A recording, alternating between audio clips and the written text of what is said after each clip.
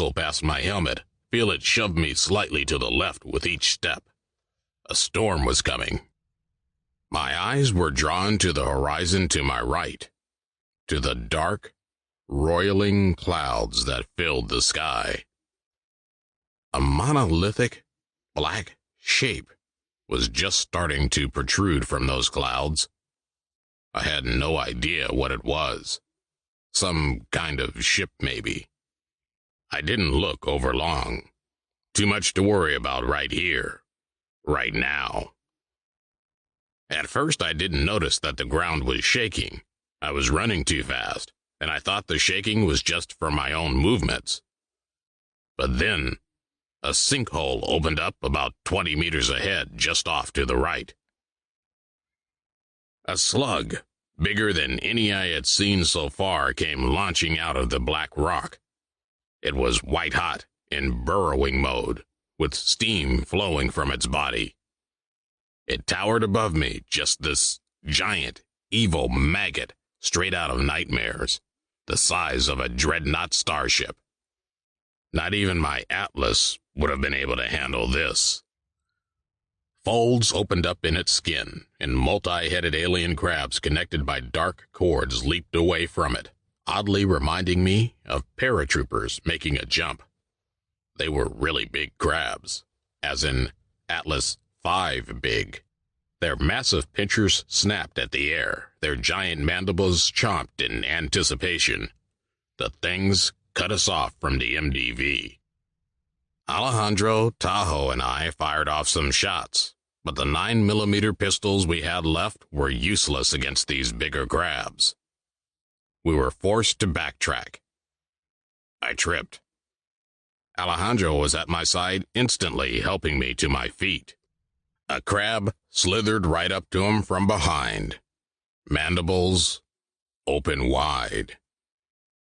Gatling fire from the MDV saw the thing clean in half. The turret spun, chewing up the other crabs that were bearing down on us. Lieutenant Commander Braggs stood at the base of the MDV's ramp, waving Tahoe, Alejandro, and me on. "Raid, gotta hustle," Tahoe said, helping me up with Alejandro. The MDV cleared us a path through the crabs, but hit a bit of a snag with the bigger slug, which wasn't slowed down in the least by the Gatling gun. Those bullets actually seemed to bounce off its slick, white-hot flanks. We ran right by the slug, though, our smaller size giving us an advantage, speed-wise. But as I passed the sinkhole, I saw a new type of Fant float out. It was a darker-colored purple Fant, and it moved a hell of a lot faster than any of the alien mists I'd seen before. The three of us continued toward the MDV. I glanced over my shoulder constantly. That purple mist was gaining. I was the best sprinter in the platoon, and I started to pull away from Alejandro and Tahoe. "We're not going to make it," Alejandro said over the comm. I immediately checked my speed. I wasn't going to leave them behind. "We are going to make it." But he was right. That mist was just moving too fast. Maybe if we still had our implants and our jetpacks and could tap into the full speed of our suits. But not now. "I never told you how I fixed my rebreather during moonwalking qualifications when I had my hands bound, did I?" Alejandro said. I glanced over my shoulder. "Alejandro, I need you to focus." "I did it by dislocating my shoulder," Alejandro continued, "and breaking one of my arms. When I passed the qualification, the instructor sent me straight to the Weavers. Some Houdini I was." "Alejandro, the MDV was only about 100 meters away now." "I guess there's not going to be any Weavers this time around, though, is there?" "What are you doing?" Tahoe said. I glanced over my shoulder. Alejandro had decided to stop. To stop.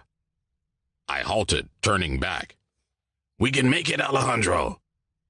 "Time for Houdini's last trick." Alejandro smiled wanly. Then he ran diagonally away, drawing the purple mist from me and Tahoe. The Fant easily overtook him. Alejandro's last words were filled with static. "Told you I'd pay you back." And then he was gone. Alejandro. The man who had raised me like a brother. The man who had joined the moths and come to war for me had just died. For me. Incinerated. Burned to a crisp. 8,000 light years from home. Tahoe sprinted to my side, wrapping his hand around my upper arm. "Raid, let's go." The Fat accelerated towards us. I blinked away the tears and forced myself on. I was crying openly, hardly seeing anything in front of me. A stream of Gatling bullets shot past me from the MDV, maybe directed at the Fat, maybe trying to slow it down. I don't know. I ran. My body was functioning on autopilot, but my mind was done. Alejandro, Alejandro, Alejandro. I joined the moths because I wanted to see if I had what it took. But I didn't. No. Alejandro had what it took. Not me. Never me. Giant multi-headed crabs tried to intercept us from the side. I made no move to dodge them. I just ran on. I had no fight left in me. I was vaguely aware as the Gatling mowed them down. "Rage, Cyclone!" Lieutenant Commander Bragg sent over the comm line. "That purple bastard is right behind you. Hurry it on up. Don't let his death be for nothing." That snapped me out of it. I was definitely not going to let his death be for nothing. Never. I wrapped my arm tightly around Tahoe's and poured everything I had into my legs, sprinting for all I was worth. I ran harder than I ever had. Harder even than training. I was going to put out, more than put out, that's for damn sure. I wasn't a quitter. Alejandro had died saving me. I would never forget that. But I couldn't mourn now. My platoon was waiting for me. I wouldn't see anyone else get hurt for me. We neared the MDV. Skullcracker had remained outside with the lieutenant commander, and they both used M60s from the MDV's stores to pick off the smaller crabs that had sneaked past the Gatling fire. Skullcracker and Braggs retreated onto the craft mere seconds before Tahoe and I got there, and the MDV started lifting off. Tahoe and I leaped onto the ascending ramp and hurried in as it closed behind us. I didn't look back, didn't know how close the purple Fat had come to reaching us, didn't want to know. In a daze, I went to my designated drop spot and Tahoe went to his. The clamps automatically folded around my shoulders and waist. The fit was a bit loose because I didn't have the jetpack strapped on anymore. Across from me were the empty spots where Alejandro and Big Dog would have clamped in. The emptiness was like two gaping holes in my heart. Two of my brothers, the best of us, were gone. Everyone had their heads bowed around me. I saw the shoulders of Chief Bourbonjack bobbing up and down, and I knew he was bawling. Tahoe couldn't meet my eye. He was just clenching and unclenching his fists. This was the worst feeling I'd ever had in my life. The worst. Alejandro had found me on the streets, raised me, taught me how to defend myself, taught me what honor, courage, and commitment meant long before the Navy ever had. He had taught me compassion, humility, and now he was gone. I just wanted to kill all those Fants. Screw honor, courage, and commitment. Screw compassion and humility. I wanted to nuke the planet from orbit. I wanted to make this system's sun go nova. I wanted to wipe this whole quadrant from the map. It was only when I felt the sudden turbulence that I got out of the malevolence that was brewing in my head.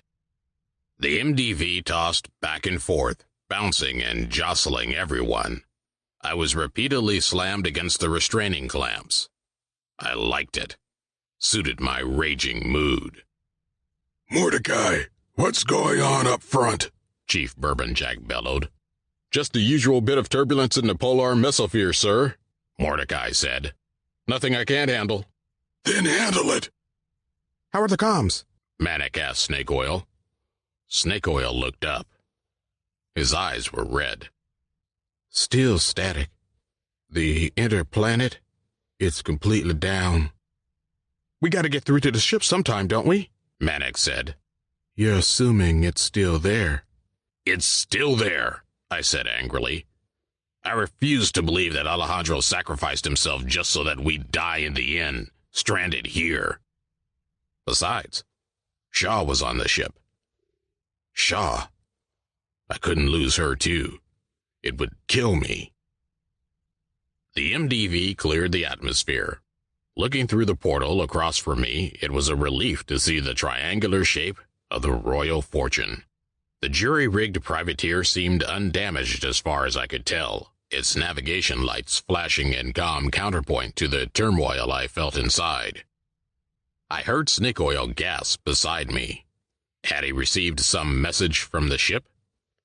I noticed he was looking in the opposite direction, toward the rear portal of the MDV. What in the hell? Maddox said. I followed both their gazes. Remember that monolithic shape I'd seen emerging from the roiling clouds on the surface? The one I thought might be some kind of ship? Well, now that I was in space and above those clouds, I realized that what I had seen planet-side was just the tip of the iceberg. A very, very big iceberg. Calling that starship out there big was a vast understatement. The vessel was about an eighth the size of the planet itself. No ship was that big. It was impossible. The behemoth of a starship was vaguely cranial-shaped, with 3 hollow areas on the front, giving the disturbing impression of a black, elongated skull. Not human. Maybe bull or cow. There was a slight purple glow in the 2 upper hollows of the massive cranium where the eyes would have been.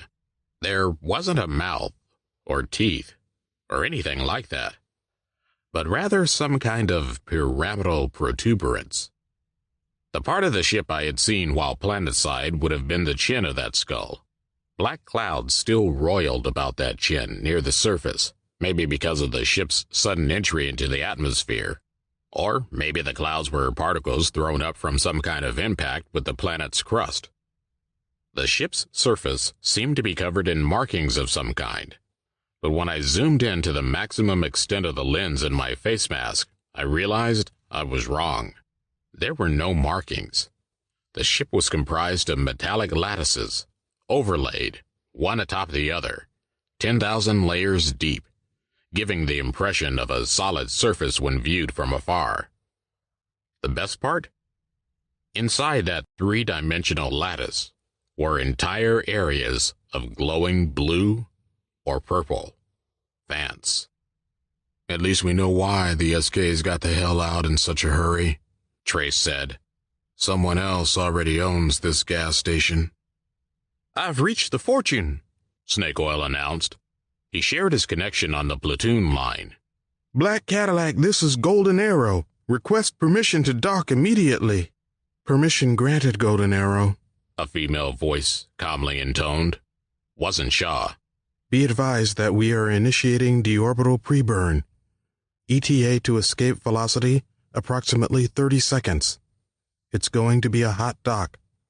Good luck. A hot dock was one of the trickiest maneuvers for a pilot to pull off. He had to land the craft in a relatively small hole on a relatively small target whose speed and direction changed constantly. It was like trying to toss a coin into the back end of a tiny origami boat that was racing downstream through rapids. The computers on both crafts swapped telemetry data and were supposed to calculate the best possible course. But I doubted Mordecai would be relying on the autopilot for this one. He wasn't that kind of pilot. We hit fast and hard. I heard the screech of metal on metal as the MDV scraped the overhead of the hangar bay. The black void of space was replaced by metallic bulkheads, and I felt the G's as Mordecai activated multiple thrusters, trying to get us into the Royal Fortune's inertial frame of reference. The MDV smashed into the deck. We were bumped and jostled in our clamps. The grappling hooks activated and attempted to dig into the deck. The rightmost one took. The leftmost didn't. I was thrown to the left and heard more obscene screeching as the MDV swung like a pendulum and smashed into the bulkhead on the far side of the hangar.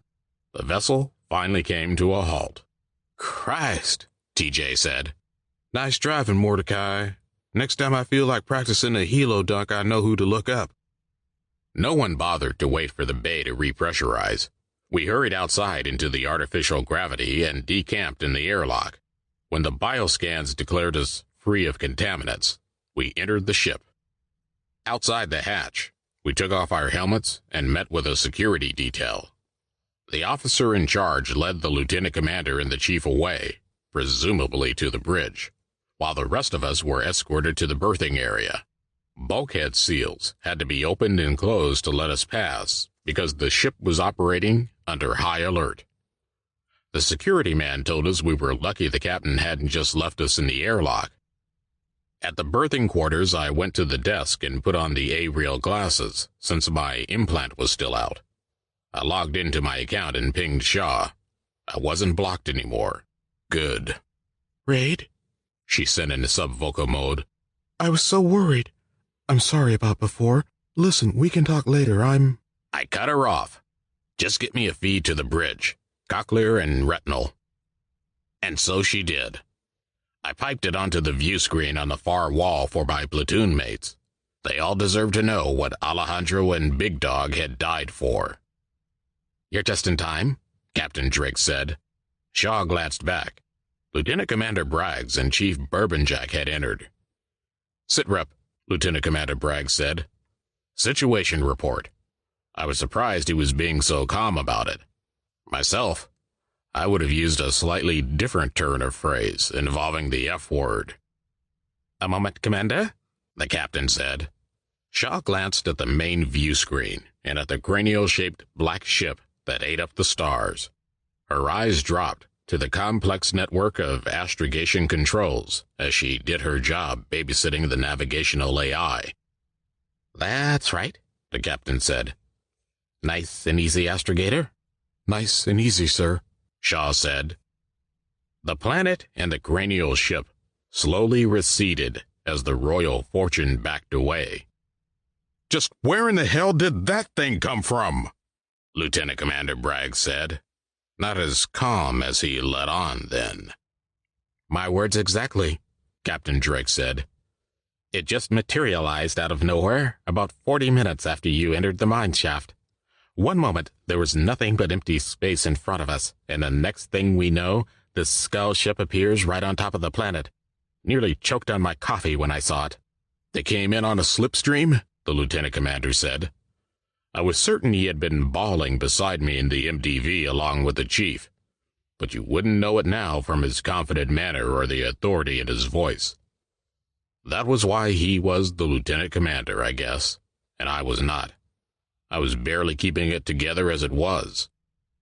We haven't detected the signature of a slipstream, no, Captain Drake said. Of course, we haven't picked up much of anything. Our skull friend is sending out massive amounts of electromagnetic interference.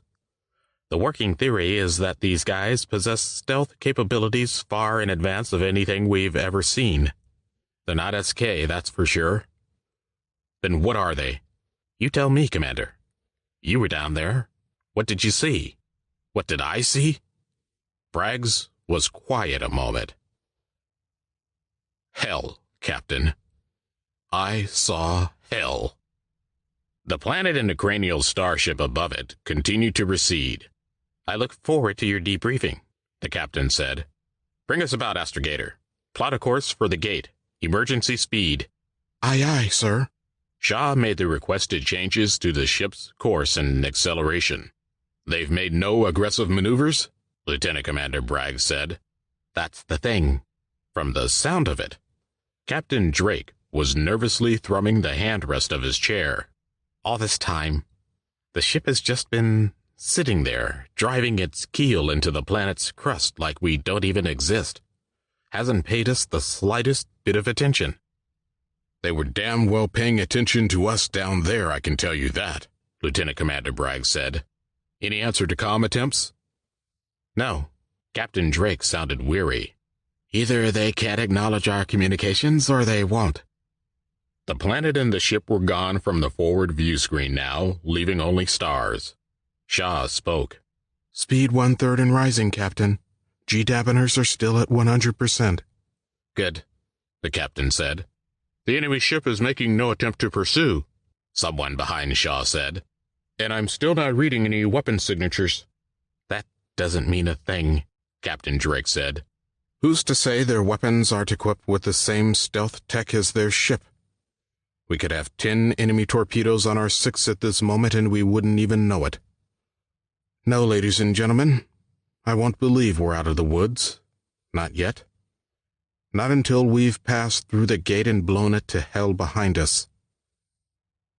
So get yourselves buckled in, because when we cut to standard speed in a few hours, we still have 40 days to the gate, with that skull ship watching us the entire way. Anything can happen in those 40 days. And I mean anything. Chapter 24. I spent a day in the convalescence ward, recovering from shrapnel wounds and radiation exposure alongside my platoon mates. Dr. Bagnier installed subdermal implants in all of us, which would drip feed the necessary substances to treat the radiation poisoning in our bodies over the next few weeks. A treatment commonly known as the juice. While we were in the ward, Navy techs took a look at our implants. Nothing seemed to be wrong with the devices, and since the survivors of Bravo platoon had experienced the same issues on their drop, the techs were at a loss to explain the malfunction. Snake Oil suspected the slipstream communication device we found in the tunnel had something to do with it. Personally, I thought the Fants were to blame. After all, the implants had back doors that allow the military to send audio and video directly into our brains during briefings and other important events. So it seemed plausible, to me anyway, that the Fants had found a way to exploit that. Whatever the cause, the techs explained that the garbage effect was amplified because of the wireless ad hoc network shared between implants. Each device sent out garbage updates representing the location of enemy targets and accepted these updates from other implants. This garbage data propagated in a sort of feedback loop, causing upwards of 1 billion updates per second, inflicting massive bandwidth bottlenecks platoon-wide. The garbage updates were also sent to the secondary heads-up display systems in the helmets, which tried to interpret that data to display the outlines and dots of a billion enemies that didn't exist. The HUD processors couldn't handle such a massive influx of data, resulting in the overheating of a key component and the termination of our secondary HUDs. As usual, this was a problem slated to be fixed in a future generation of helmet. As for our implants, nothing had overheated there. If it had, we would be dead. And all it took was a simple reboot, and our brain devices were as good as new. I mentioned the survivors of Bravo platoon. Yes, there were 2 of them. They had returned while we were planetside and recovered in the ward with us. Their call signs were Casper and Pyro. Those 2 had quite the story to tell. Wasn't a good one. Bravo platoon had gone down the shaft and taken the far right passageway at the 5-way fork. They ended up in a cavern filled with hundreds of blue Fants that were just floating there, apparently hibernating. Their chief sent the Centurions through first, and when the robots made it across without issue, he ordered the rest of the platoon forward in traveling Overwatch formation. Squad 1 reached the far side of the room, and then Squad 2 began to cross. At that point, the room full of Fants woke up. It was a massacre. Most of Bravo platoon died in the first 10 seconds. Casper and Pyro, part of Squad 2, survived only because they were closest to the exit. They'd retreated back to the surface, leaped into their Atlas mechs, and raced off, ordering the AIs of the remaining 2 Atlas mechs to follow. The alien hordes swarmed out of the shaft after them, forcing them away from the MDV and the booster rockets that would get them home.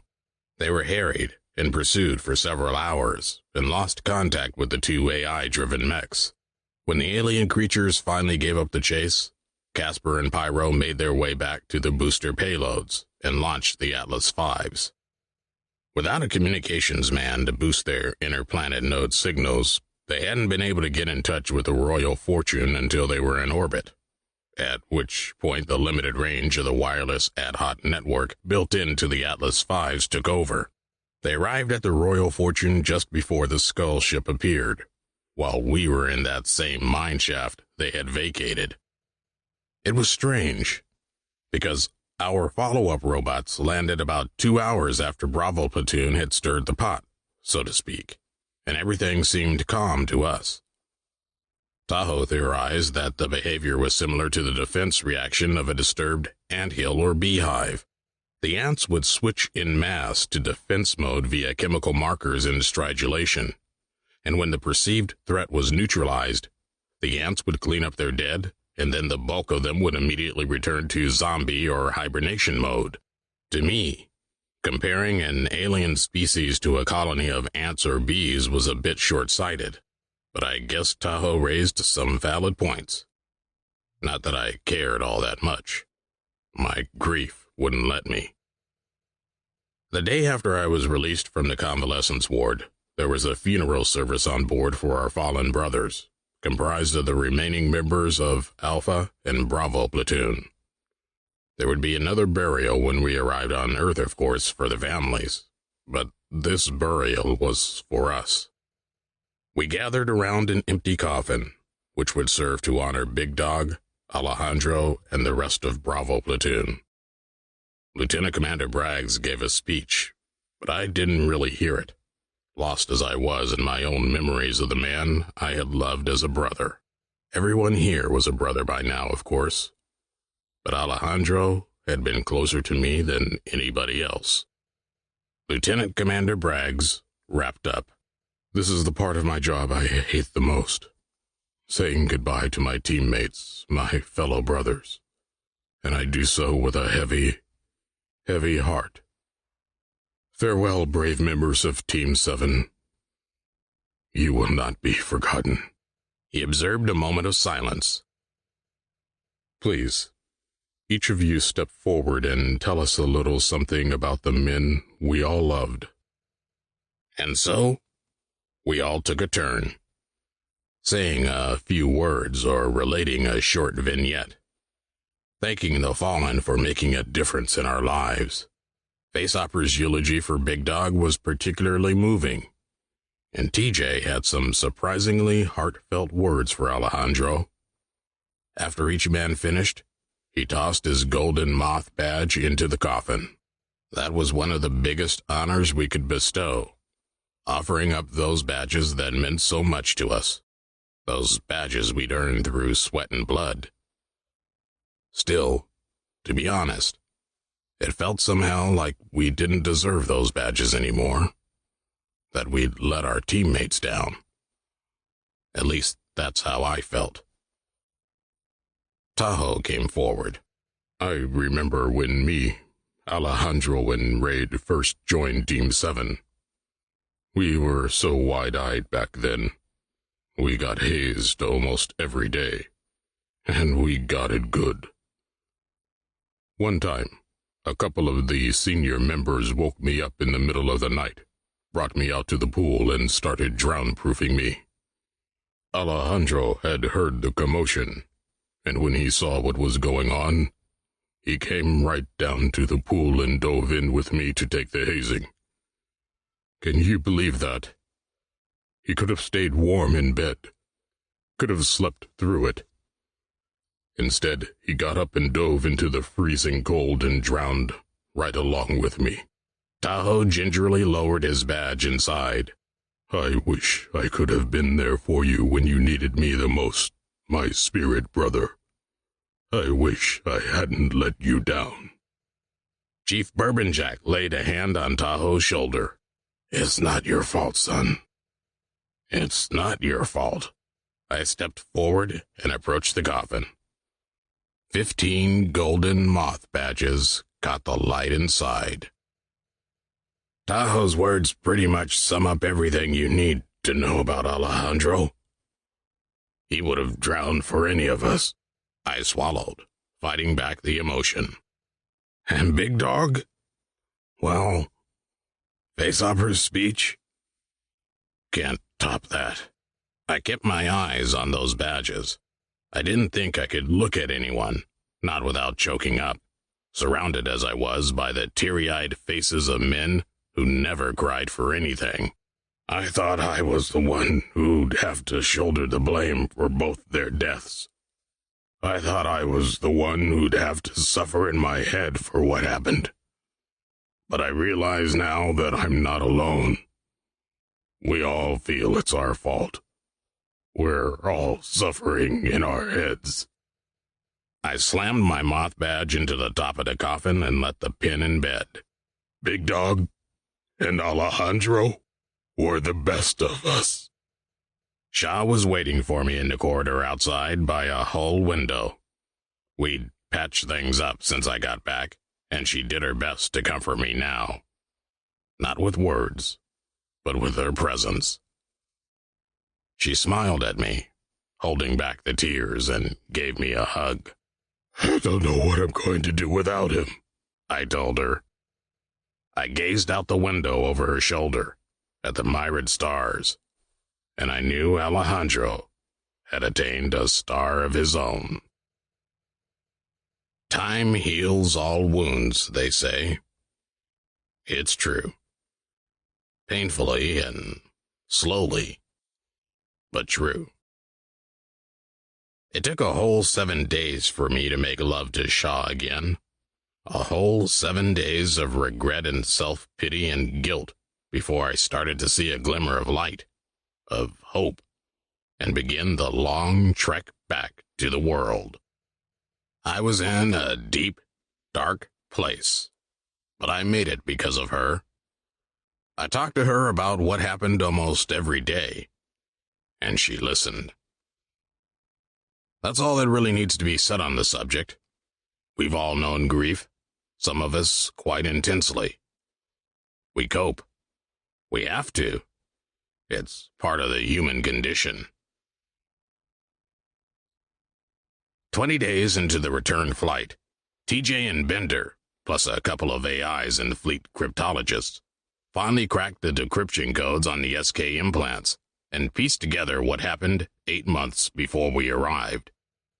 1 week after the SKs had begun excavating the Geronium-275 from the site, the first attacks came. A sinkhole would appear, and alien crabs and slugs would start coming out. The SKs would beat them off, toss some plastic explosives into the sinkhole, and seal it up.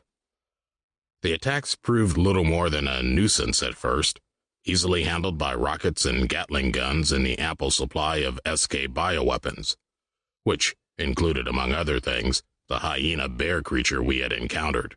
There weren't any Fants in those early attacks. Eventually, as the raids picked up, the SKs decided to go after the source of the life forms. They drilled a shaft into one of the plugged sinkholes with a plan to send a team down to place a low-yield nuke. No one wanted to go, so they sent robots down with the nuke instead. The robots didn't return. Neither did the nuke. The order came for another nuke to be placed, this time via human hands. The SK troops still refused to go down. Eventually, the officer in charge ordered the administration of scopolamine to an entire company, leaving the troops entirely helpless to his will. About 200 of the company were sent down with the nuke. Not a single man came out. The nuke did explode, though. In addition to sending the radiation levels on the site through the roof, there was one unintended side effect. They'd awakened something. From the ashes emerged strange blue mists, the Fants.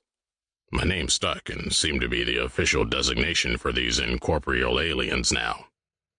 The alien beings assaulted the SK positions relentlessly. The mechs and other robotic defense units proved useless and soon turned on their operators when the Fants possessed them. The implant logs end there. We're not sure if the SKs encountered the skull ship or not, but it's not hard to guess what happened next. The SKs fled the system, leaving behind half a company in their haste. They destroyed the gates behind them, both the one in this system and in Tau Ceti. They mined the natural slipstream exit point and prayed that nothing ever came through. Let's just say I wouldn't want to be living in Tau Ceti right about now. The weeks passed, and on the 40th day the Royal Fortune slowed in preparation for gate traversal. The skull ship had remained behind at the planet, Geronium, the entire time. That final day on this side of the galaxy found me sitting in the mess hall during some off time.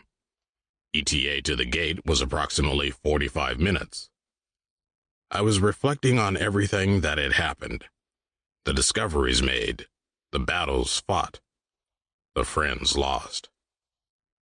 I was about to return to the berthing area, not wanting to be trapped in the mess hall during the passage through the gate, when Shaw pinged me. "Hey, babe," she said, audio only. She was on the bridge where she was needed. "What's up?" "Not much, just working." She sighed. "Why sound so sad?" I sent. I'm the one who's supposed to be depressed, remember? I treated the subject lightly, but I knew all too well how easy it was to plummet into the depths of despair. She wouldn't let me, of course.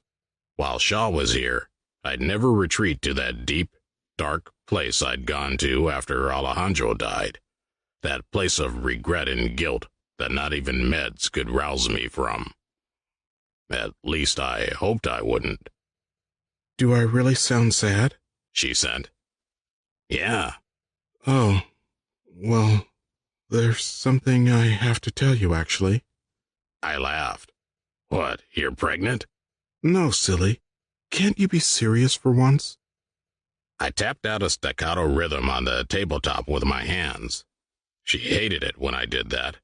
Probably a good thing she couldn't hear it. "Well, tell me what's on your mind. With your mind." "Okay. Do you remember when—" She paused. She did that now and again when we communicated like this, because while she was on the bridge astrogating, if the captain or another member of the crew said something to her, she'd have to give them her full attention. I reclined in my chair, putting my hands behind my head, and watched the stars through the mess hall's main window. "So, less than 45 minutes till we reach the gate. You think we're going to make it, or is that skull ship going to show up at the last moment and block our way?" She didn't answer right away. "Of course we're going to make it. Most of us." Yeah, most of us. My thoughts drifted back to the planet, and I relived Alejandro's death all over again. It was funny how a word or a turn of phrase could send me right back. I remembered that purple Fant, coming on too fast. I remembered Alejandro leading it away to save Tahoe and me. I remember him. I blinked away the death. Such a waste. Such a horrible way to go. I wondered, as I often did, what made that purple Fant move so much faster than the blue ones.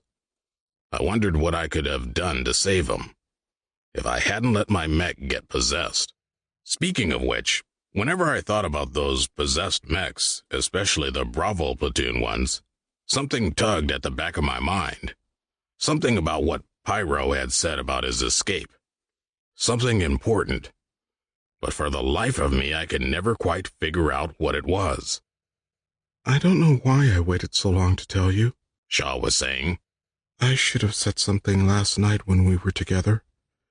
It's so much better to deal with stuff like this in person. But it's so hard, Raid, and—" "What?" Did you just say something important? I sent, distracted. The possessed mechs. Raid. Then it hit me. Shaw, I interrupted her. The Fants. I know why that skull ship left us alone. What? Why? Because of the Atlas mechs. I don't understand. I ran from the mess hall.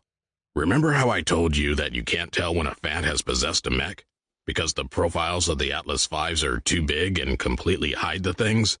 Well, guess what we have on board right now?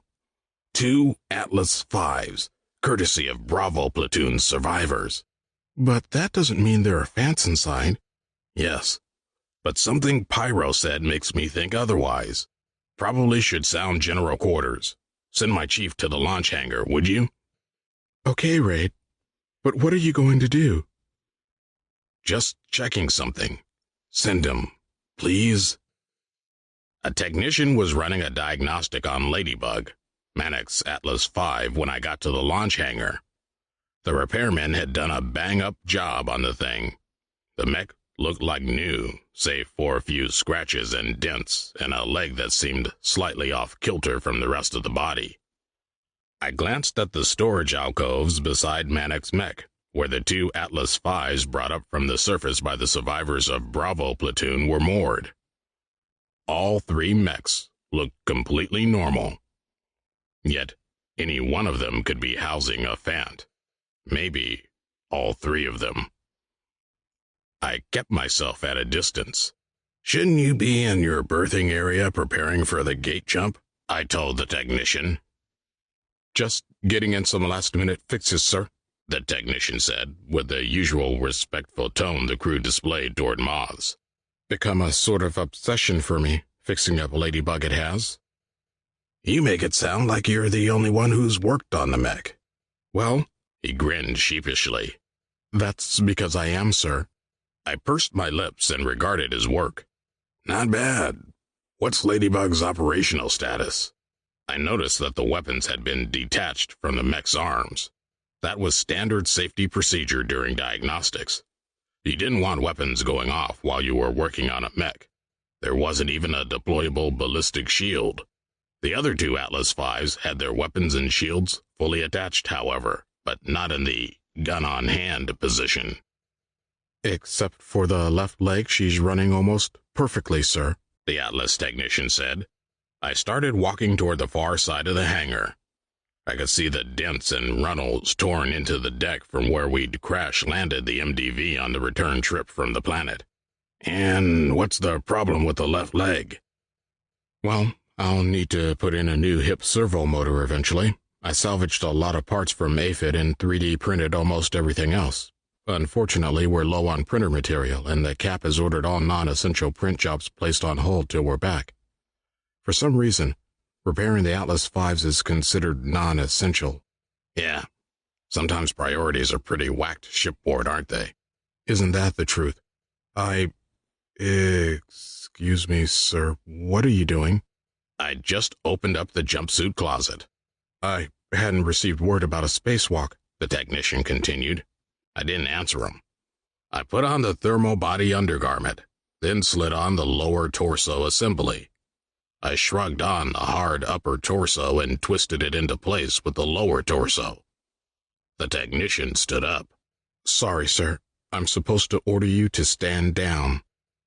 Talking behind my back, are you? I said, keeping my eyes on the technician, who looked more afraid than anything else. I put on the arm assembly of the suit, followed by the gloves and boots. Finally, I strapped on the rebreather subsystem and secured a jetpack. I twisted the helmet on and activated the oxygen. I was supposed to wait an hour for my body to adjust to the internal pressure of the suit, but there wasn't time. I could have tried to shoot out the brain cases of the Atlas V's instead of what I had planned, but that would have just caused the Fants to emerge. Right in the ship. Definitely not a good idea. Chief Bourbonjack burst into the hangar with 3 other members of Alpha Platoon, Facehopper, Skullcracker, and Tahoe. A fire team. They all carried pistols. General quarters, still hadn't sounded, I noticed. "What's this about a Fant on board our ship?" the chief said. "I'll show you." I turned toward Ladybug and was about to activate my jump jets when the fire team pointed their pistols at me. "Stay where you are, Rage," Chief Bourbon Jack said. "I want you to take off that jumpsuit. That's an order." His voice softened. "Look, I told the LC we would deal with this quietly. I know you've been distraught over Alejandro's death. So if you do as I say and take that suit off right now, I'll let this slide. No one else has to know beyond this room. Come on, son. Take it off and we'll go see the doc." "The doc," I said coldly.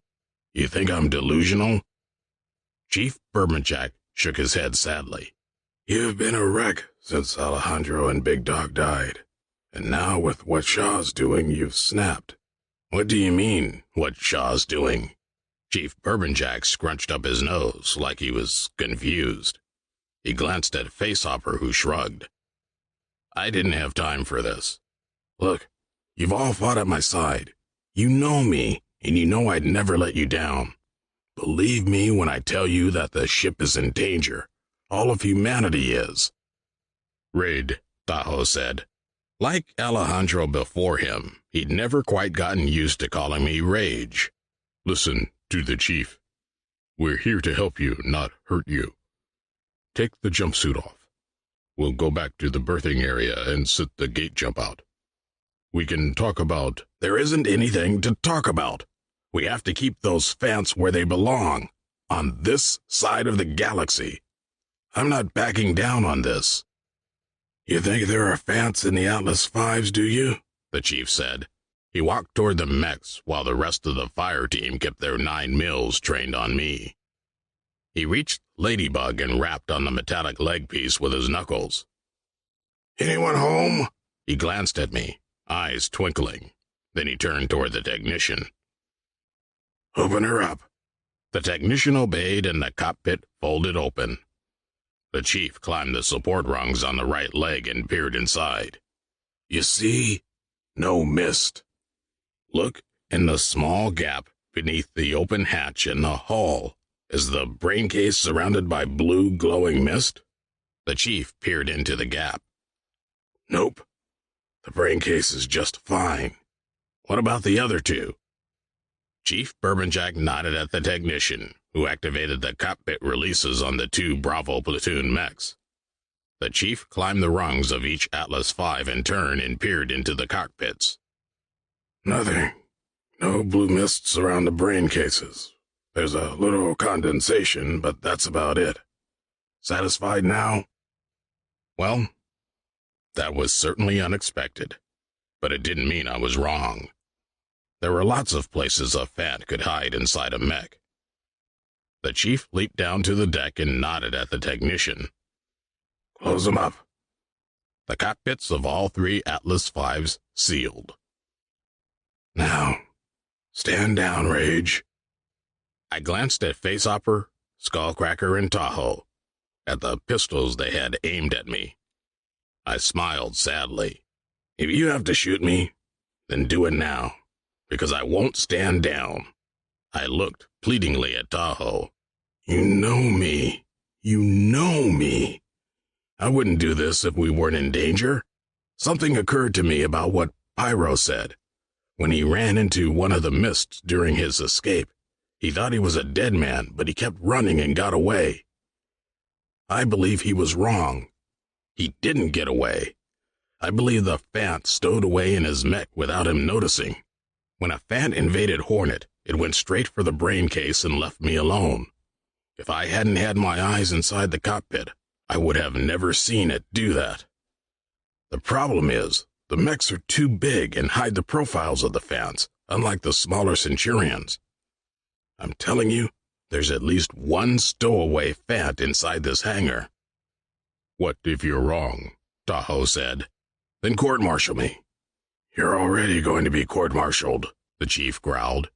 "I can prove it." "How? By tossing the mechs overboard?" Chief Bourbon Jack said. "Basically, yeah." "You're crazy." As I said, shoot me. I held my arms wide. Shoot me. They didn't shoot. I activated my jump jets and flew across the hangar, issuing the command to open Ladybug's cockpit while I was still in the air. Mannix, former mech, was provisioned to respond to my implant, while the other two, belonging to Bravo platoon, were not. I landed in the pilot's seat, but before I could seal the cockpit, I found myself staring into the receiving end of the chief's pistol. He had climbed the rungs of Ladybug's leg before I landed, and he held his 9 mils barrel right up against my face mask. His eyes blazed. His lips were pressed together so severely beneath his mustache that the skin had become a milky white. Can't let you toss 3 billion digicoins worth of equipment overboard, Rage, the chief said. If the others won't fire, then I will. You know I will, goddammit. I stared at my chief. Yes, he would. I could try to close that cockpit, but he'd easily let off 3 or 4 bullets before I could. At this range, the armor-piercing rounds would go right through my face mask and come out the back of my head. There would be some minor damage to the cockpit. Easily repairable. Chief, listen to me, I said carefully. Is 3 billion digicoins worth the risk of transporting a malevolent alien being into our space?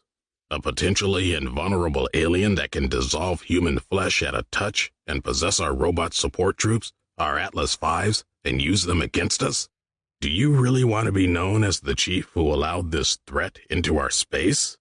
And if you're wrong, I'll be known as the chief who allowed billions of digicoins to be thrown overboard. I'm not wrong. Chief Bourbonjack stared at me for the longest time. His eyes never stopped blazing, not for an instant. They drilled right into me, judging me, probably searching for any sign of doubt or lack of conviction or insanity.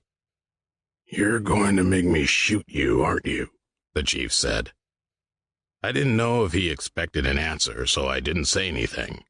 I just looked into his eyes, waiting for the shot, expecting it.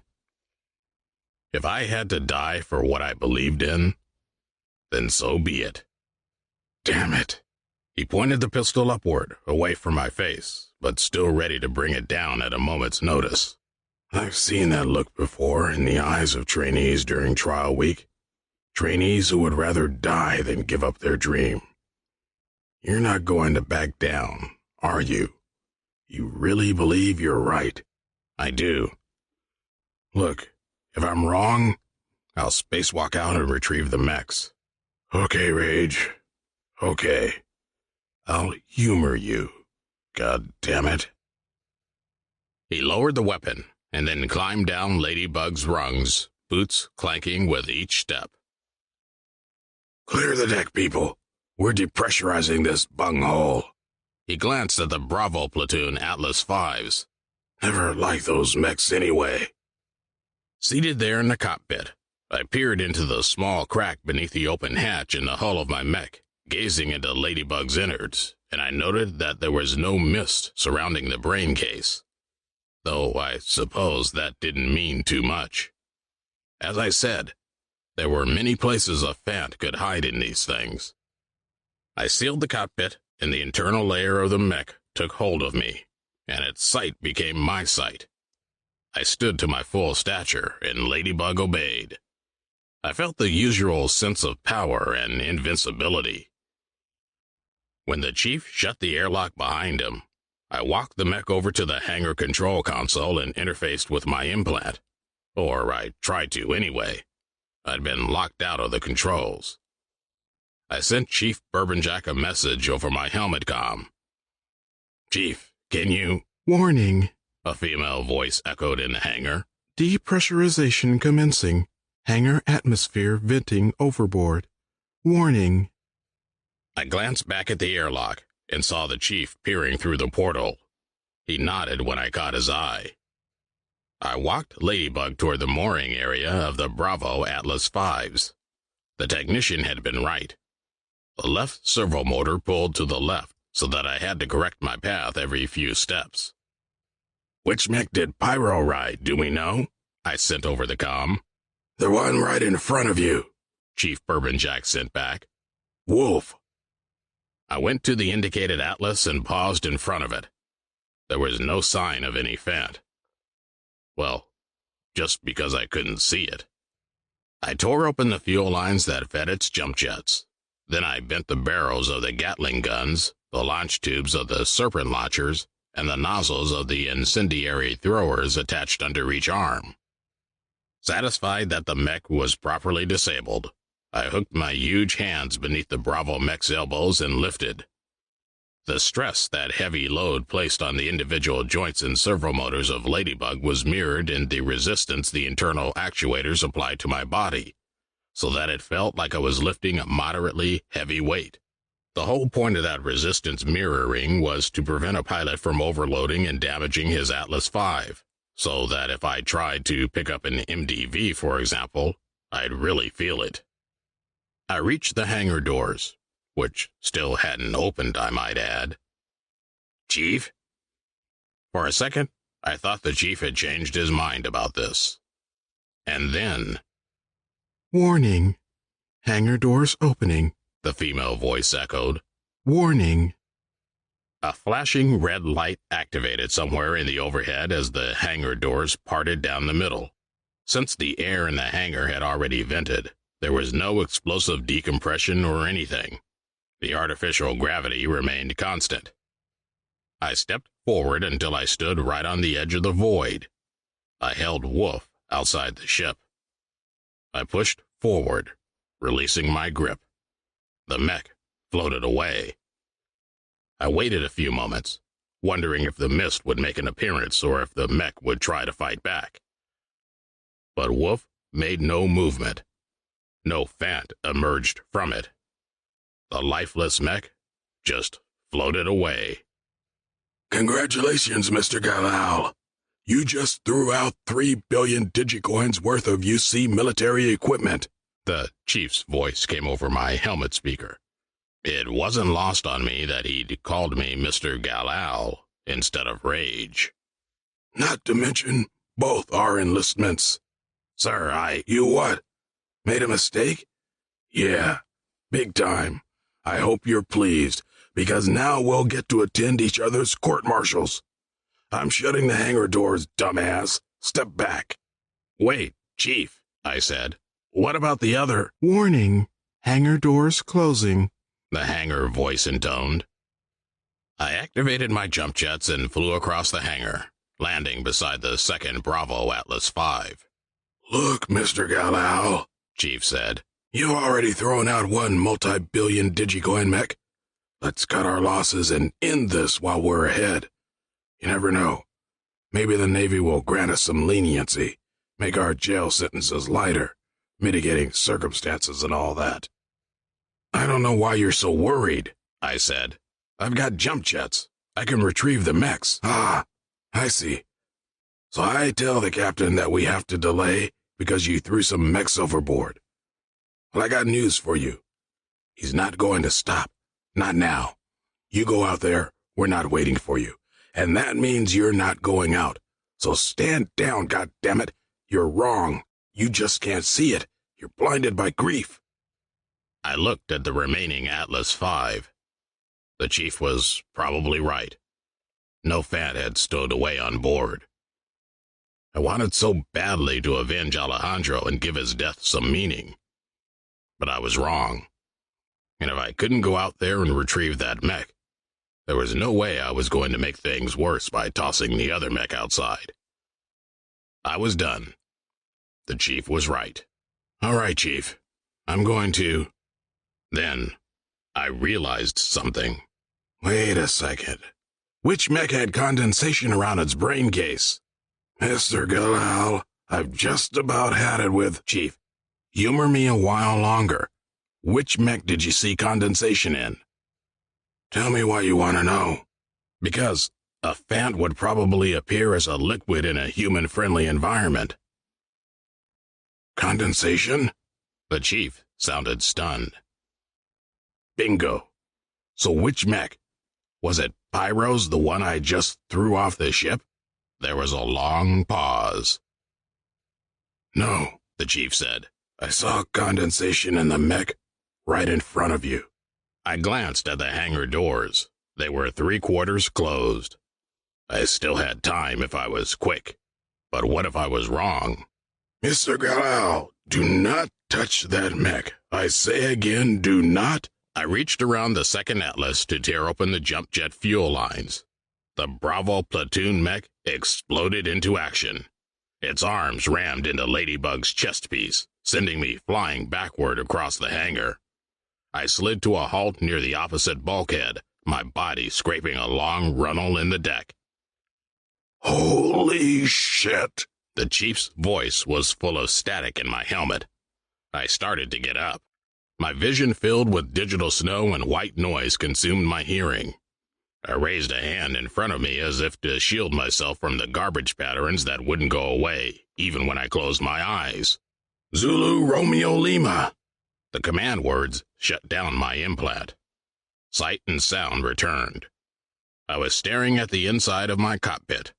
Emergency alarms were going off all around me. So, the Fants were the source of our implant troubles after all. I guess that meant everyone aboard was experiencing sensory deprivation right about now. They'd just have to cope until they shut off their own implants. I hoped whatever the Fant was doing didn't wreak too much havoc on the other ship's systems. "Audio and visual feeds, route to helmet." The mech directed its sight and sound to my helmet so that I could interact with the outside world again.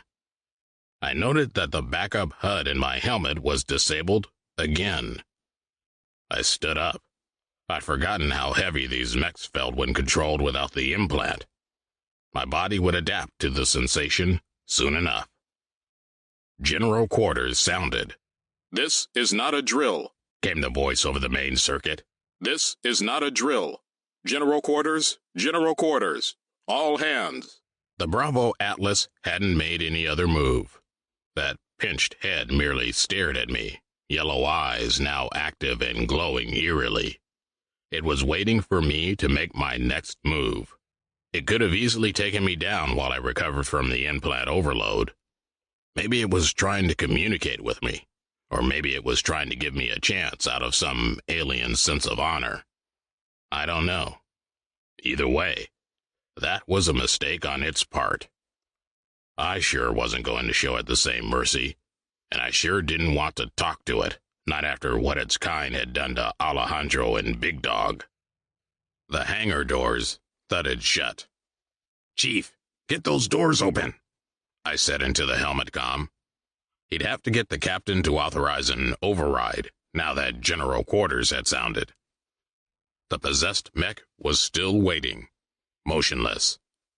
It wanted me to make the first move, did it? I turned on my jump jets, full forward thrust.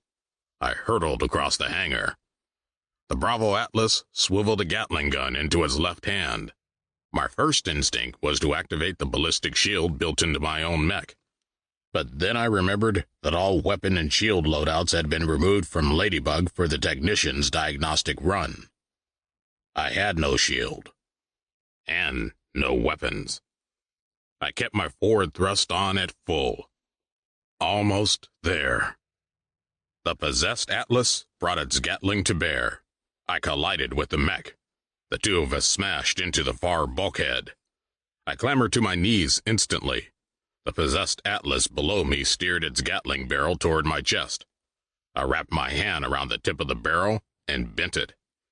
The Bravo Atlas stupidly fired. Strips of metal peeled back from the barrel, and the feed tray exploded. The enemy mech discarded the useless weapon and grabbed my left leg. Standing, it lifted me right off my feet and swung me around, ramming me head first into the bulkhead.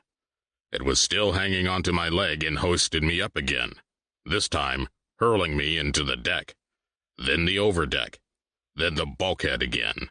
I was getting dizzy. Alarms were going off all over Ladybug's cockpit. The possessed mech still hadn't let go of me, so the next time it lifted me, I activated my jump jets at full burn and launched the two of us toward the hangar doors, which hadn't opened. "Chief, I said into the helmet comm. I applied braking thrust, and we dropped to the deck right in front of the doors. Warning. Hangar doors opening. The female voice echoed. Warning. The Bravo Atlas released me. Serpent rocket launchers swiveled into either hand. If those rockets struck at this range, both our mechs would be destroyed. But I guess the alien in command of the mech wouldn't know that. I wrapped my hands around the legs of the Bravo mech and swung my body hard to the left, activating side thrusters for extra momentum, and released, hurling the mech across the hangar like an Olympic thrower launching his hammer. The Bravo Atlas was spinning wildly toward the far bulkhead when it decided to fire off both its serpents. One unaimed rocket struck the overhead. The other struck the right wing of the Moth delivery vehicle, which was moored in the center of the hangar. The shockwave sent Ladybug hurtling backward. I rebounded from the far bulkhead, landing face first. I clambered to my feet, which was difficult given the problems I had with my left leg servomotor, and I took a moment to survey the hangar. The entire right wing of the MDV was disintegrated, and above me, a gaping, sparking hole was blown in the overhead. With a boost from my jump jets, I launched myself across the hangar at the still-recovering Bravo Atlas.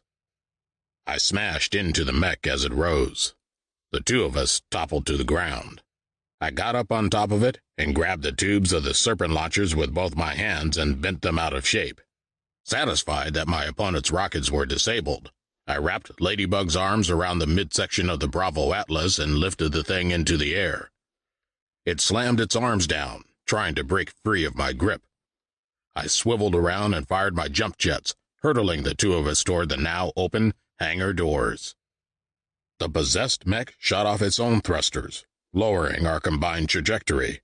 The two of us struck the deck hard, and sparks flew as we skidded along the metallic surface. I increased my thrust, compensating, and the two of us shot into space. I ignored the sudden nausea and directionlessness, fixing my eyes on the enemy mech, using it as my reference point. The Bravo Atlas swung its arms down once again, and when it still couldn't loosen my grip, it decided on a different strategy. It activated its lateral thrusters on full, spinning slowly at first, then faster and faster, bringing us to a dizzying speed. I tried to counter by firing my own jets in a stabilizing motion, but the Atlas kept tweaking the angle of thrust. The centrifugal G-forces in my mech shot way up. I was about to black out. I released the mech and went spinning away from it. I steadied my motion and shook my head, trying to clear the dizziness. Then I got my bearings. I wished the fat hadn't burnt out my implant and the heads-up display map, because I had to keep pivoting in multiple directions until I finally spotted the mech. It was thrusting back toward the ship. I pursued. The possessed mech shut off its rear jets, then fired its lateral thrusters, turning to face me while continuing onward toward the ship. The remaining Gatling gun swiveled into its right hand and fired. I released my own lateral burst of thrust, which added a sideways element to my forward motion, and I circled the target, giving a wide berth to the stream of superheated bullets. I'd noticed that the mech hadn't learned how to dial down the recoil of its weapons. Firing the Gat had sent the thing spinning away. It was forced to stop shooting, concentrating instead on stabilizing its motion. I adjusted my own trajectory so that I came at the Atlas in a 3D version of a Fibonacci spiral. Imagine a steel ball descending in an elongated spiral down the surface of a funnel, and you had an idea of my flight path. It was an advanced maneuver, and I knew the enemy would have a hell of a time targeting me on an approach like that. The enemy mech fired off its lateral jets, struggling to bring its Gatling to bear. I tightened my orbit, and as expected, the bursts of Gatling bullets the thing launched weren't even on the same three-dimensional plane. The gunfire sent the possessed Atlas spinning away again. I was forced to compensate, but sooner than I expected, I came up behind the mech. I wrapped my legs around its waist from behind. The possessed Atlas bucked and thrusted. It felt like I was riding a Bronco in space. I tore out the lines that ran between its fuel canisters and the jets. I was about to release the possessed mech and give it a good kick, but at that moment, it discarded its Gatling and clamped its arms tightly around my legs, securing me to its waist. It was my turn to buck and thrust, but I couldn't get the possessed Atlas to release me. It had realized I'd disabled its only form of locomotion, and there was no way it was letting go now.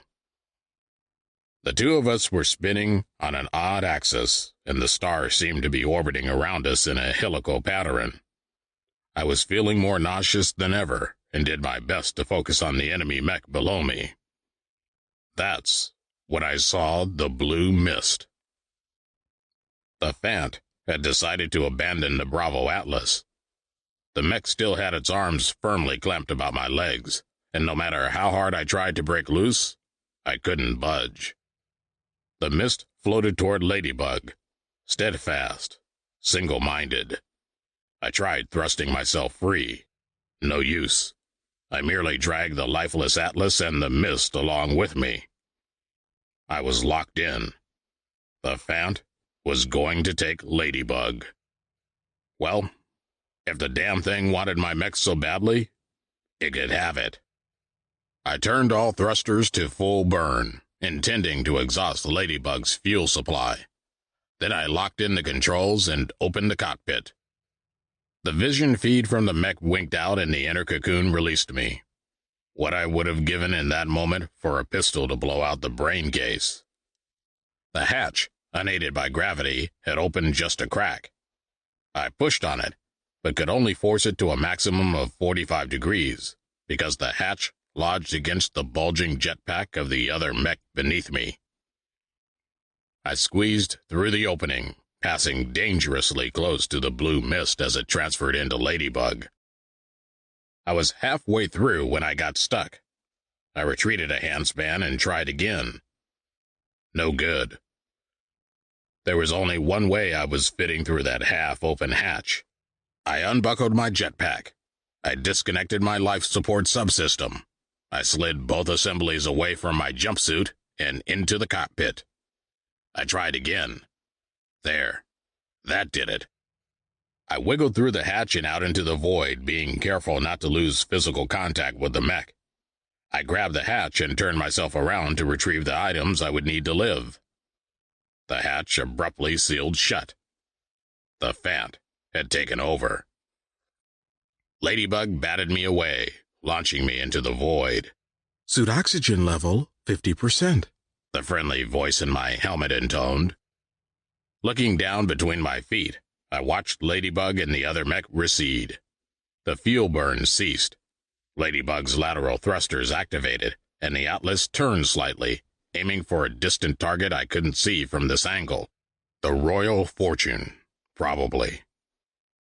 Ladybug's fuel hadn't run out then. Damn. Suit oxygen level 25%. The voice in my helmet cheerily intoned. A blur streamed past. It struck the mechs. I was blinded by the flash. It had to be a torpedo from the Royal Fortune. The shock wave from the expanding gases of the explosion sent me tumbling end over end. Watching those stars spin by was just too dizzying. I closed my eyes. Black Cadillac, this is Rage, I said on all frequencies. Do you copy? Over. Static. Black Cadillac, this is Rage. Requesting pickup, over. Nothing. Black Cadillac, this is Rage, over. So, this was it. I remembered what the chief had told me about the captain not ordering the Royal Fortune back if I went outside now, this close to the gate. He's not going to stop, the chief had said. You go out there, we're not waiting for you. I hadn't really believed it.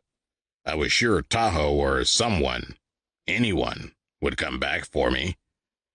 No moth ever left another moth behind. But I was wrong, apparently.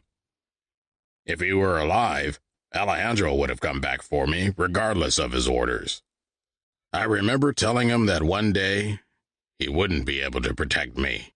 Turned out I was right, for all the wrong reasons. So this was how it was going to end. At least I'd gone out on a high. Suit oxygen level, 3%. The voice in my helmet said. I heard a thud behind me, and I opened my eyes. Alejandro? My motion had stabilized, and my oxygen levels were in the green. The buckles of a jetpack were hanging from my waist. I fastened them and applied lateral thrust to turn around. Shaw was there, in a jumpsuit, tethered to a shuttle. Need some help? I was relieved and angry at the same time. Why didn't you say anything all this time? What, and ruin the surprise? We latched onto a small hook at the top of the shuttle's fuselage and hitched a ride as the pilot brought us back to the Royal Fortune. I was too exhausted, emotionally and physically, for much talk. But I was curious about one thing. Who's piloting? I asked her. The AI. The shuttle steered toward the Royal Fortune's secondary hangar bay because of the damage to the main, and then Shaw beckoned toward the open doors. After you. There wasn't much fuel in the pack she'd given me, and I used up the last of it jetting inside. The abrupt change in gravity caught me off guard, and I ended up tumbling to the deck. I climbed to my feet and turned around, expecting to find Shaw right behind me. She wasn't. Nor was she latched onto the shuttle anymore. The craft had turned around and was drifting away. I suppressed the sudden panic. Had the Fant gotten to her and taken over the shuttle?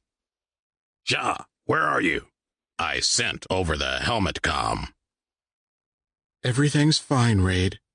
I'm in the shuttle. That's when I noticed the full complement of Hellfire missiles underneath the shuttle's wings. That meant she was the one who had fired the missile that had taken out the mechs.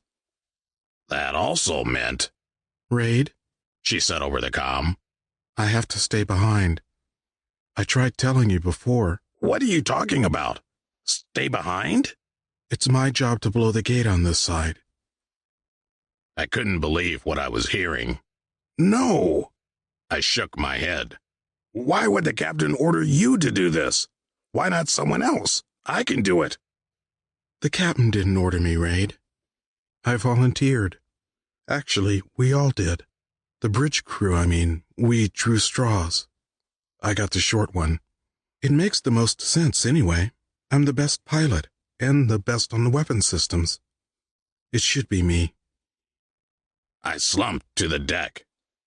First Alejandro, and now her. Why did I have to lose everyone I ever cared about? I stared at the receding shuttle. I wasn't going to give up, not yet. If there was a chance I could convince her to turn around, I had to take it. Besides, I was due an explanation at least. There are explosive charges set up all over the gate, ready to detonate, with timers that are remotely activated. Why do you have to stay? So, here's the thing. Those EM pulses from the Skull ship haven't lit up, and they're traveling system-wide. The electronics in the timers were designed for cosmic background rad, not constant bombardment from EMPs. It just wasn't something we could plan for. The timers stopped working a few weeks ago. Electromagnetic energy. When you sent current through a wire, that wire developed a magnetic field. When you moved a magnetic field across a wire, it induced a current in that wire. EMP weapons operated under the latter principle, inducing massive currents in remote electronics, burning them out. Such weapons were relatively commonplace in this day and age, which is why sensitive components like IC circuits and transistors were protected with glass switches, solid-state devices that opened a path to ground in overvolt scenarios. Unfortunately, these otherwise unshielded switches can fail under constant EMP stress, especially the smaller, lower-rated ones that had smaller substrates available for current and heat dissipation. Why not just set some more charges then? I said. I wish we could, but we've run out of time. What are you talking about? That skull ship is way back at the planet. There are no weapons pursuing us. Of course we have time. No answer. The skull ship is still at the planet, isn't it? No. Shaw sounded weary. The captain didn't want to alarm the crew. The ship has been following us, mirroring our heading and speed for the past few weeks. What? The captain didn't want to alarm the crew? Ridiculous. We're spec ops. It takes a lot more than that to frighten us. I can't believe you kept us in the dark. Hey, take it up with the captain. So the skull ship had been following us the whole time, and she knew. Now that I thought about it, Shaw had seemed distracted these past few weeks, but I'd been too consumed by grief, locked in my own world of self-pity and guilt to notice. The ship is about 2 hours behind us, Shaw continued, and we have reason to believe that they could easily close that gap. It's funny, but it's almost like the ship is escorting us or egging us on, like they want to see us through the gate. I suppose they wanted their little spy to make it into our space. Or maybe they were following the Fant's signature. I really don't know. Anyway, now you understand why we can't delay. We have to do this, and we have to do it right now. Still, I refuse to back down. Let the shuttle's AI do the dirty work. There's no reason you have to stay behind and babysit it. Isn't there? Would you really trust an AI under the circumstances? With that Fant floating out there, ready to take over the shuttle? The Hellfire didn't destroy it, you know. Just the mechs. And what about that skull ship, ready to close the distance in a moment's notice? No, this is something that only a human being can do. I sighed. I don't know. It's just crazy. What happens if that ship closes the distance like you say, and attacks when we're gone? I'm trained in evasive maneuvers. I'll survive. Long enough to blow up the gate anyway. I swallowed. What happened to never leaving anyone behind? Sometimes it can't be helped. You know that, she said. Don't you remember in Basic? Sometimes one of us would have to stay behind and manually seal a hatch to save the rest of the crew in a sinking ship. Well, I'm the one staying behind and sealing that hatch. I squeezed my eyes shut. Just like Alejandro did for Tahoe and me. Can't the Royal Fortune just launch a few torpedoes at the gate? I said. I'm sure we can time it so that the torpedoes strike after we're through. We could, but the timing has to be perfect. We'd put the whole crew at risk. Given the choice between sacrificing one person in one shuttle or risking the whole ship, the captain chose to sacrifice the one. Wouldn't you? I still wouldn't give in. What about mines? I was grasping at straws now. Can't we launch some timer mines and set them to destroy the gate behind us? There's enough shielding in a mine to easily withstand EMPs. If this was a Navy warship, maybe, but the Royal Fortune is a jury-rigged privateer. We're not carrying any mines, Raid. What if... Raid! We've considered every possibility. I was stunned by the ferocity in her voice. When she spoke again, her tone was gentler. Raid, I have to stay behind. It's up to me to destroy the gate. I'm sorry. So am I, because I'm coming with you. The hangar doors were still open, just as if the chief had wanted to give me that very opportunity. I'm just going to get some fuel for this jetpack and... Don't you dare. Shaw sent over the comm.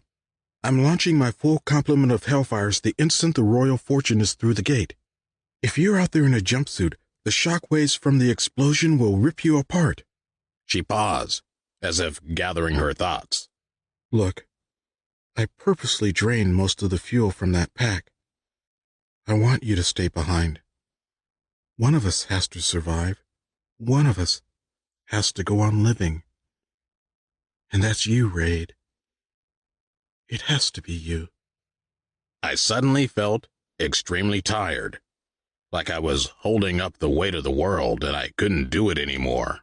I lowered myself until I lay prostrate on the deck. I was still staring at the shuttle, which was about the size of my thumbnail now. You can do this, Raid, Shaw continued. There was a lot of static on the comm, and her words cut in and out. But it didn't matter because I understood everything.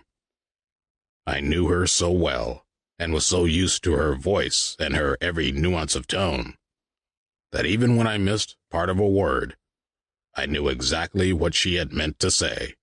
You're strong. The strongest of us all. If anyone can get through this, it's you. She laughed then, a sad laugh, full of regret.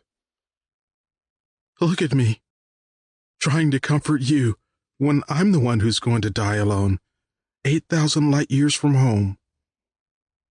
I'm scared, Raid. I'm going to miss you. Miss everything. Please, Shaw, don't do this. But I knew she had to. For the ship. For humanity. Goodbye, Raid. It was good being with you. Really good. Shaw! Remember me in the deepest, darkest hours, when you think you can't go on. Remember me in the storm when... The comm filled with uninterrupted static. The Royal Fortune had passed through the gate. Chapter 25.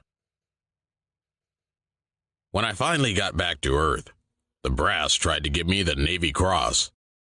What an insult. I told them 3 of my friends had died because of me. I didn't deserve a medal for that. My friends were the ones who gave their lives for me. My friends were the ones who deserved the Navy Cross. I lived, and I wasn't about to dishonor their memory by accepting some cheap political bauble for surviving them. A piece of metal wasn't going to bring them back.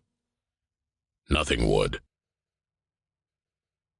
Some months later, reports began to trickle in from Tau Ceti. The 50,000 megaton nuke payload that mined the natural exit point of the Duronium slipstream had detonated. Something had tried to pass through. Foreign matter was detected amongst the debris in the aftermath of the explosion, and whatever had attempted entry was presumed destroyed. The SKs quietly dispatched their Imperial mine layers, and the entire area was remined with fresh nukes. SK battlecruisers were deployed to provide a constant watch. Nothing further attempted to pass through that slipstream. The region remained silent. The message was clear, however. We know about you, and we are coming.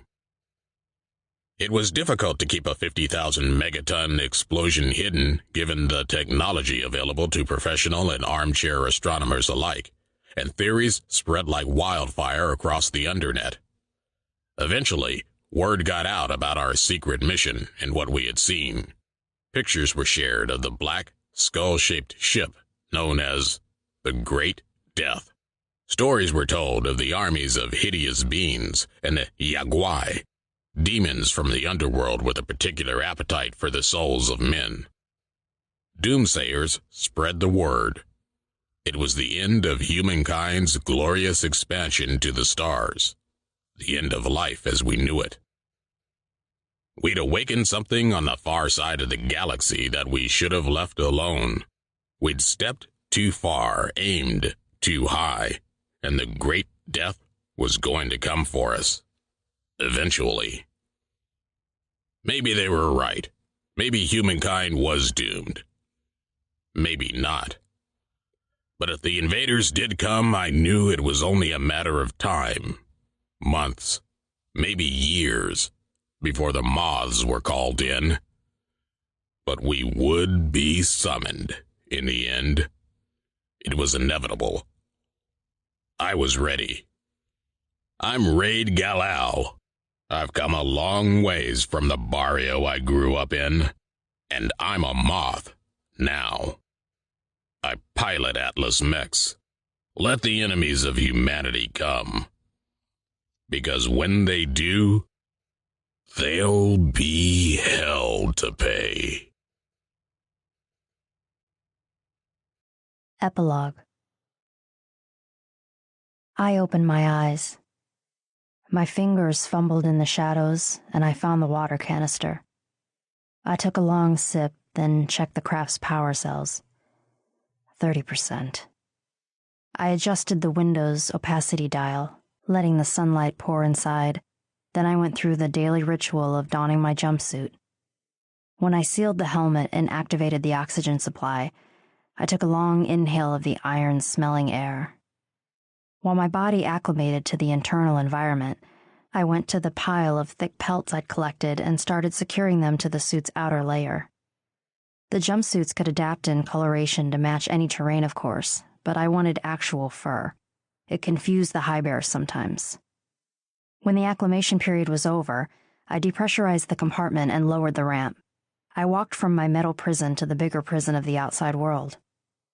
I stood at the bottom of one of the deep valleys that carved through the planet's surface. This valley lay along the equator, and I had named it the Main Rift. One of the nice things about the location, other than the relatively balmy temperatures, was that the radiation levels were low.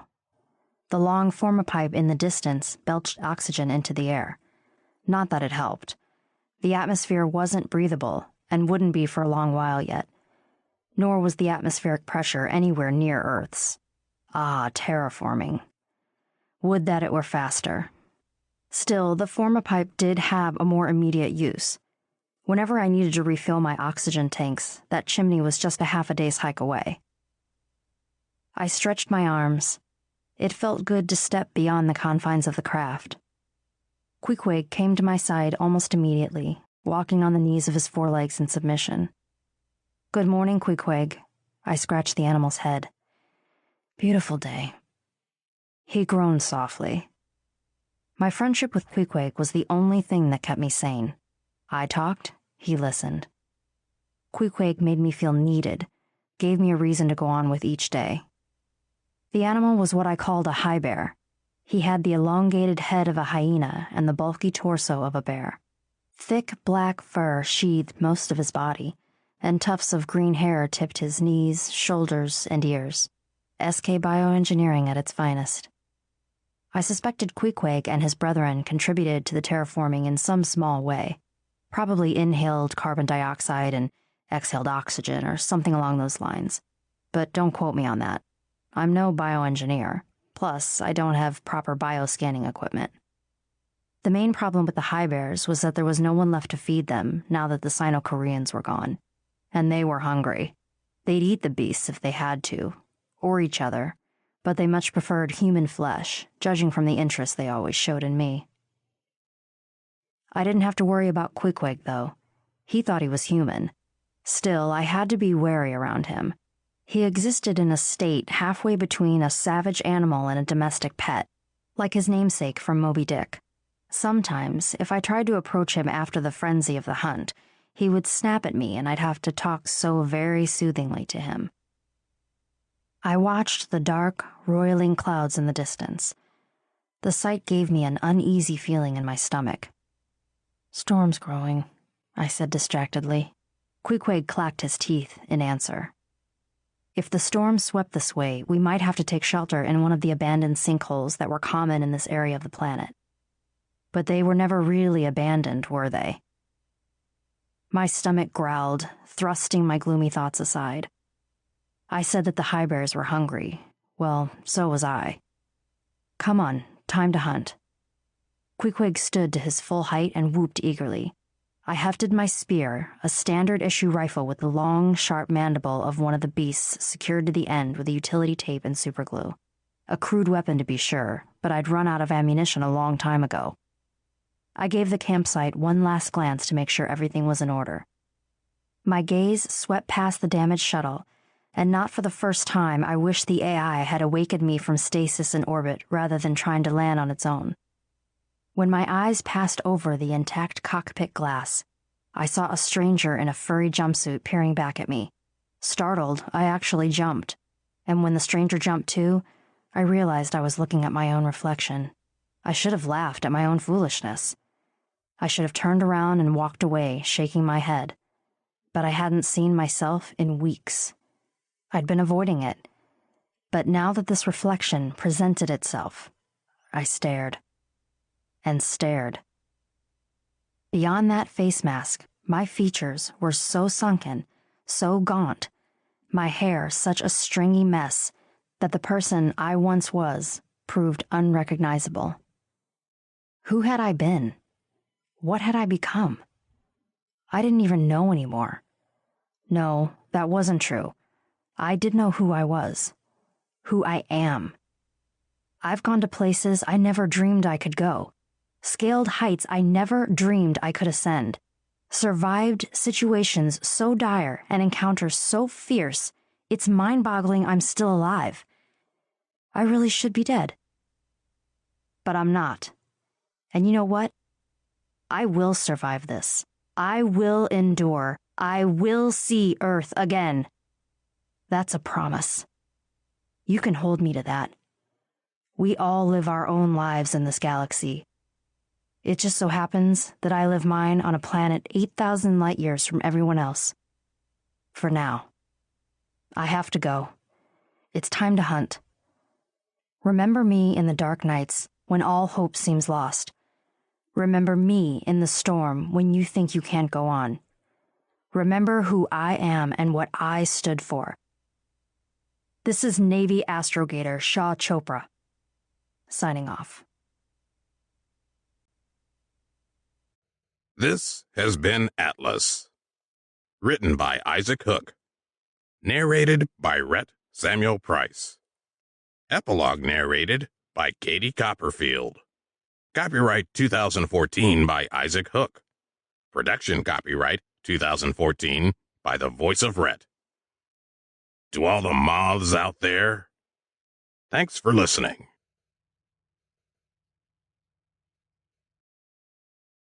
Audible hopes you have enjoyed this program.